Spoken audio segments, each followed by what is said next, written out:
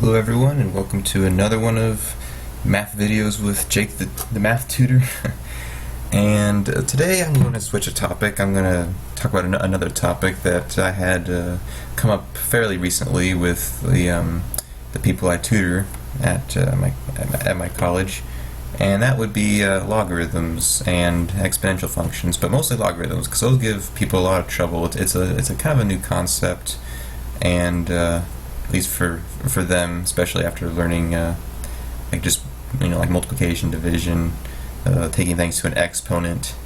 And then logarithms come along and they just kind of change everything you know about math for a little bit, but they're not too bad once you get to understand them a bit better. And to kind of introduce the concept of logarithms, I'm going to kind of just present a little example here, an example problem. So if we have, let's say 10 to the x power is equal to 13, right? So what we're asking, and if I ask you to solve for x, or find x, so we're like, okay, well, we're being asked here, what exponent do we put on 10 to equal 13? And that's like when you start to think about it a little bit, you start to think, oh, holy crud! How are we going to find that out? Because if I go, if I take 10 to the 1 power, therefore x will be 1. Well, that will equal 10 because 10 to the first power will always be itself. So we're like, okay, well that won't work. So if we raise it to 1 extra power, 10 squared, well that's 100, and that's way more than 13. But 13 falls somewhere in between, 10 and 100, so it's got to be, so x has to be somewhere in between 1 and 2. But if we keep guessing, then we can guess at it all day, and we probably get close and closer to it, but it'll be rather hard to guess it exactly. So what do we do? How are we going to solve this? Well, fortunately, we have this operation called logarithm. And so I'm going to write out the basic, notation of it. So this is generally represented as just the 3 letters log, log. People probably call it a log a whole lot too. And in general, if you see log without anything like subscript by it, which I'm going to put a 10, this designates it as a log base 10, and you'll see how that's important. And you take a log of some base of a number. I'm going to call that number a. And when you take this operation, like punch in a calculator or something, it'll give you some number which I'm going to call b, and that's going to be the result. So this expression here is basically saying, or is equivalent to 10 to the b power equals a. So this, it's going to be a little weird at first to understand how this works, but what this is telling, what this is showing to us is that this is saying that b, the answer to the log base 10 of a, is the exponent you put on 10, which is the base of this logarithm. That's important. Will equal a of what you put in the parentheses here. And so that's what this means. And so if we look at our original question here, if we put it into this form, this is going to be the log base 10 of 13 equals x. So like I was saying, so in other words, in this case, a is 13 and b is x. So yeah, so you can see that this relates to each other.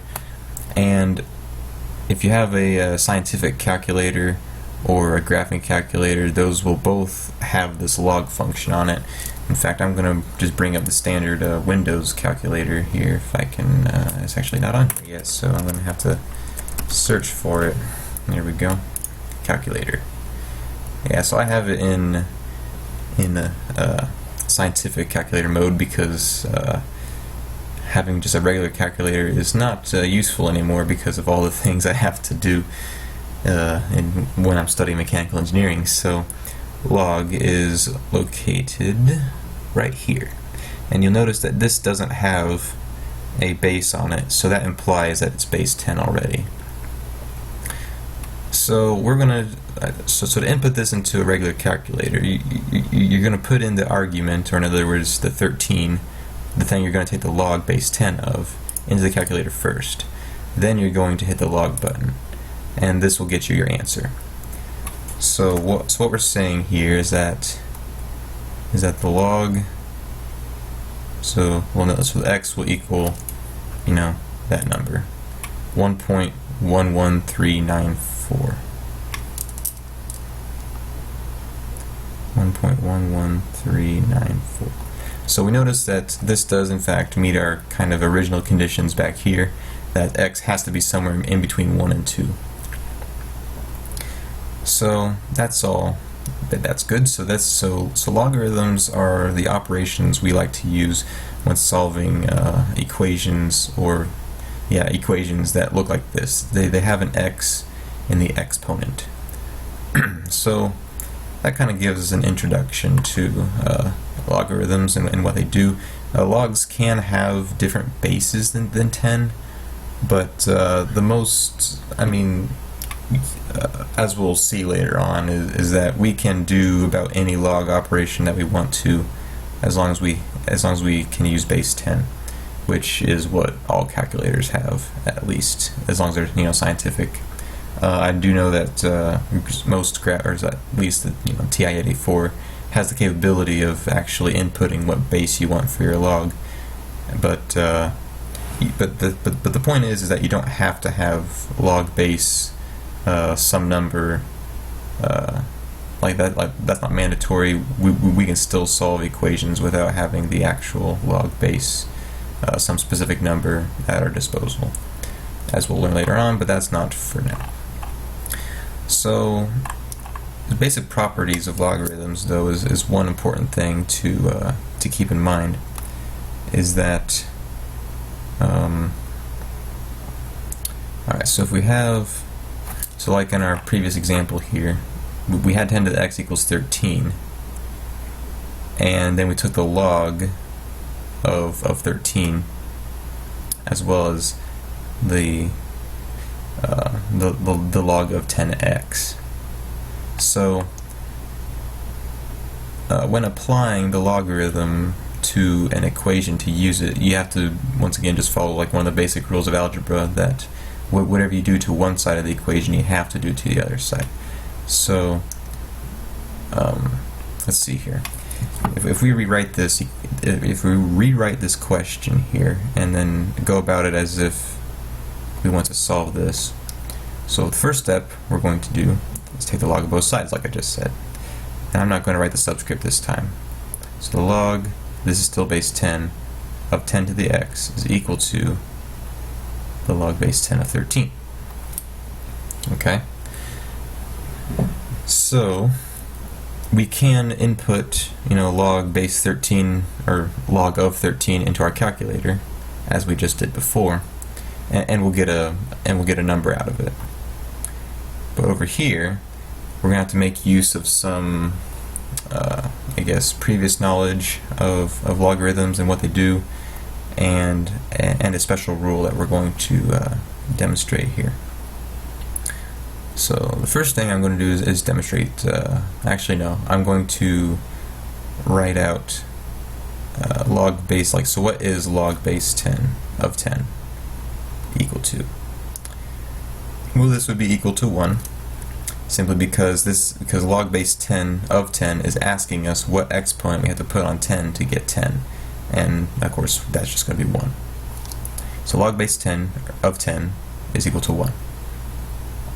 The other thing is that an important property of logarithms is that when you take the logarithm of something, say I'm going to call this a to the b power, what you can do is take the exponent and put it out front as if it was a coefficient. So this is equivalent to saying b times the log of a. And this has a lot of helpful uses. This is the main reason we have logarithms, is so that way we can pull the exponent down in front as a coefficient that we can use to multiply and divide across the equal sign if we need to, which is very important. So this is one of the other rules we're going to use here. So going back to our problem, so here we see we have the log of 10 to the x, so therefore we can pull down the x and put it out front as a coefficient. So we have x times the log of 10 is still equal to the log of 13. We know the log of 10 is equal to 1. Log of 13 will get us a number, and so therefore x will equal the log of 13, which we recently calculated as 1.11394. And so that is how we would go about solving this. Like once you get to this point here of x equals the log of 13, that's when you go to your calculator, you know, and go 13 log, and boom, you have your answer. So that's going to do it for the introduction to logarithms. I'll come back later and discuss more things we can do with logarithms, more properties of them, and other special laws maybe in later videos, depending on how long it takes to do that. So until next time, I'll see you in the next math video.